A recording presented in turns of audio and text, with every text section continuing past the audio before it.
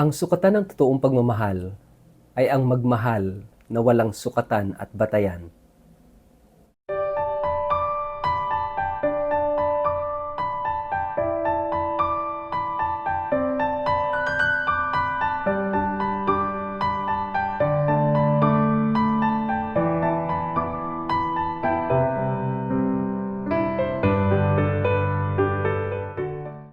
Ang mabuting balita ng Panginoon ayon kay San Lucas.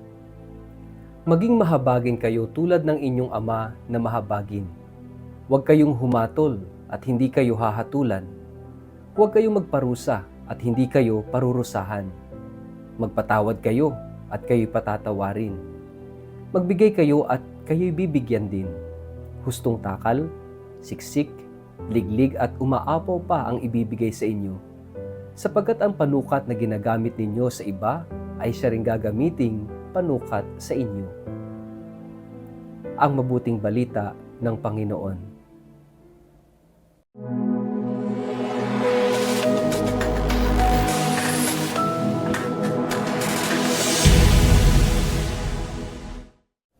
Mapagpalang araw po sa inyong lahat. Kumusta po kayo? Ang ating pong word of the day ay measure.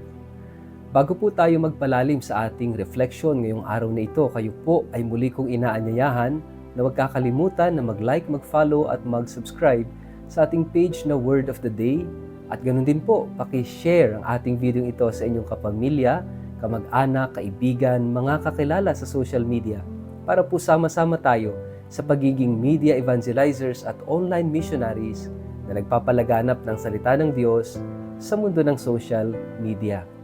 Mga kapatid, paki-like and follow na rin po ako sa Instagram at sa YouTube. Ngayong araw na ito, tayong lahat ay pinapaalalahanan, lalong-lalo na ngayong panahon ng Kwaresma, na magmahal. Pero ano nga ba ang sukatan ng pagmamahal? Ano yung batayan ng pagmamahal? Madalas, tayo ay merong ginagamit na sukatan, may ginagamit tayong batayan. Standard kung sino ang ating mamahalin at hanggang saan natin mamahalin ang taong ito. Mayroong isang santo, ang pangalan niya ay Saint Francis de Sales o San Francisco ng Sales, na nagsabi na the measure of love is love without measure. Sabi niya, ano ibig sabihin nito? It means, yung bang dalhin natin sa maximum yung ating pagmamahal. Kasi kadalasan, minamahal lang natin yung mga taong kamahal-mahal. Yung bang mga taong kayang ibalik yung ibinibigay natin. Tinutulungan lang natin yung mga taong katulong-tulong, yung mga taong kaya ring tulungan tayo kapag tayo naman yung nangailangan. Yung bang pinapatawad lang natin yung mga taong kapatapatawad. Madalas, meron tayong standard, meron tayong batayan o basehan kung sino lamang yung ating tatanggapin, yung ating mamahalin, yung ating tutulungan, yung ating patatawarin. Mga kapatid, hindi ito ang kaganapan ng pag-ibig. Sapagkat ang kaganapan ng totoong pagmamahal ay yung magmahal tayo na walang batayan, walang sukatan. Na ito'y radikal dahil kahit hindi ka mahal-mahal, kahit mga tao, alam niyo po sa totoo lang, at ito'y karanasan ko rin as a priest, may mga taong ang hirap mahalin. May mga taong ganyan sa buhay natin. And I know, kayo rin mismo, nararanasan niyo yan, na may mga taong napakahirap mahalin. Pero teka, baka hindi nyo rin alam na baka para sa ibang tao, kayo rin mismo mahirap din kayong mahalin. Tayo, mahirap din tayong mahalin. Kaya nga, napakahalaga ng hamon nitong ating ebanghelyo ngayong araw na ito. Sapagkat, sabi, pinapaalalahanan tayo ng ating Panginoon na huwag na tayong maging mapanghusga. Bakit?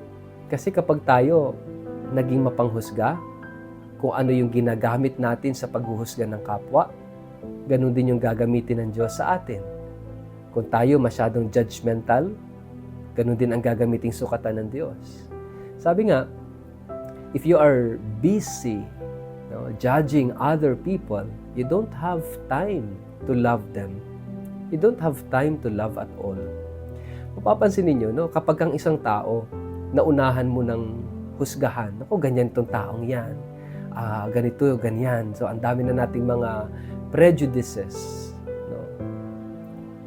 Alam nyo, mahihirapan nyo ng mahalin ng taong yan.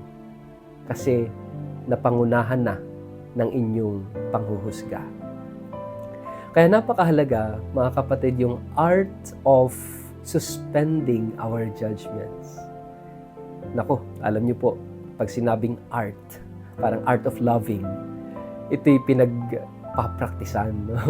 Ito ho ay sinasanay natin yung ating sarili na hanggang sa marating natin yung perfection. Parang isang artist, wala namang ipinanganak na pagka silang o pag agad-agad na marunong nang magpinta o marunong na agad kumanta.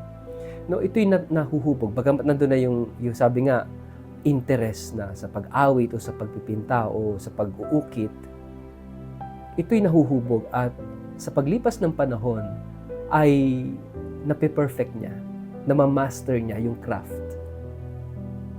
Ganon din po sa pagmamahal. Ganon din po sa pagtulong at pagmamalasakit. Ito'y sinasanay. At ganon din yung sinasabi natin na suspension of judgment. Kasi ang tendency natin, ang bilis-bilis nating humusga. Sa pamilya, magandang mag-umpisa yung formation, yung paghubog, na turuan ang mga bata na huwag maging mapanghusga, to suspend judgment, and paano to be more appreciative, na mag-umpisa sa pamilya, na turuan ang mga bata na mag-appreciate.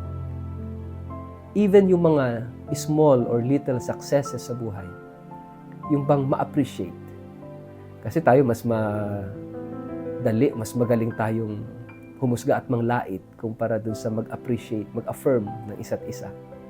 Kahit yung mga maliliit na bagay, mga maliliit na achievements, we have to learn how to affirm. At yun nga, sinasabi sa ating gospel, huwag na tayong manghusga. Suspend your judgments. At kapag sinuspend natin yung ating judgment, doon lamang tayo matututong magmahal. At magandang tingnan natin ang isa't isa na tila isang misteryo, mahiwaga na bakit tayo kumikilos, gumagalaw ay dahil mayroong dahilan beneath every action na ginagawa natin. At sabi rin dito, magpatawad. Kasi kapag tayo ay nagpapatawad, tayo rin patatawarin. Magbigay upang tayo rin ay bigyan. Ito'y hindi motivation na ang sinasabi rito, dapat magbigay kayo, maging generous ka para ikaw rin tumanggap. That is not the point of the gospel. Ang sinasabi rito, God cannot be outdone in generosity. Kung tayo mapagbigay, ang Diyos higit na mapagbigay. Kung tayo mapagpatawad, ang Diyos higit na mapagpatawad. Kaya nga napakahalaga, kung gusto nating tayo patawarin ng Diyos, kung gusto nating tayo biyayaan at pagkalooban ng Diyos, tayo rin mismo sa ating sarili matutong maging mapagpatawad. If you want to be blessed, be a blessing. Tayo rin mismo maging biyaya at pagpapala sa iba. Hindi pwedeng tayo lang tanggap, pero hindi naman tayo marunong magbigay. Tayo ng hingi ng kapatawaran sa Diyos, pero tayo hindi naman marunong magpatawad. Kung ikaw ay ganyan, hingi ka ng hingi sa Diyos ng kapatawaran, pero ikaw, napakadamot mo na magpatawad. How dare you? Kung ikaw, hingi ka ng hingi sa Diyos ng pagpapala, pero sa iyong kapwa, napakadamot mo. How dare you? Mga kapatid, ngayong araw na ito, gusto ng Diyos na buksan ang iyong puso at isipan at makita na tayong lahat ay mga recipients ng pagpapala at kapatawaran ng Diyos. Kung tayo ay inuna ng husgahan ng Diyos, ano kaya ang kanyang paghusga?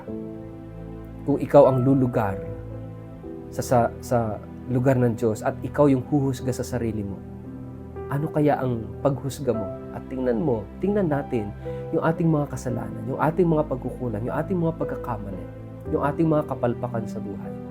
Kung huhusgahan natin yung sarili natin, papasa kaya tayo sa sariling standard?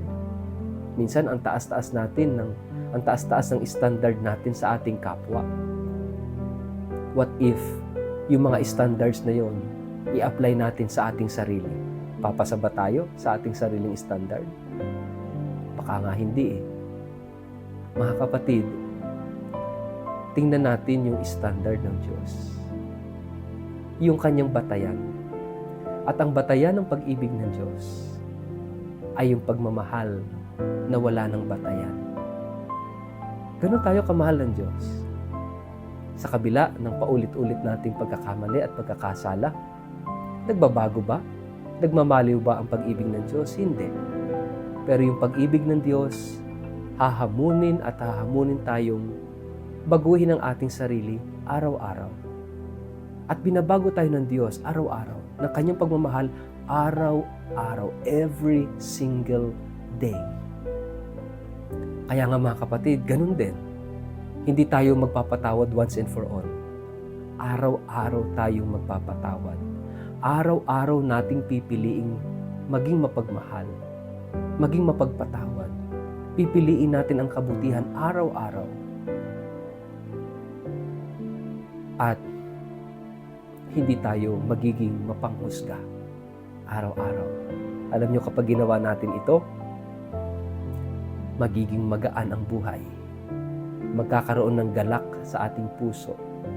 Bagamat merong mga taong difficult, mahirap pakisamahan, mahirap pakitunguhan, pero magmamahal ka pa rin. Hindi mababago ang iyong disposisyon na umibig at magmahal at maging mabuti araw-araw just because of them. Dahil mas matatag ang pag-ibig na totoo kaysa kahinaan ng ibang tao. Amen. Sa ngalan ng Ama at ng Anak, Espiritu Santo. Amen. Ama naming Diyos, salamat sa iyong pag-ibig na walang kondisyon. Salamat sa iyong pagmamalasakit sa amin. Salamat sapagkat hindi nagmamaliw at hindi nagbabago ang iyong pagmamahal sa kabila ng lahat. Amen. Pagpalain po kayo at ingatan ng makapangyarihang Diyos, Ama at Anak at Espiritu Santo. Amen.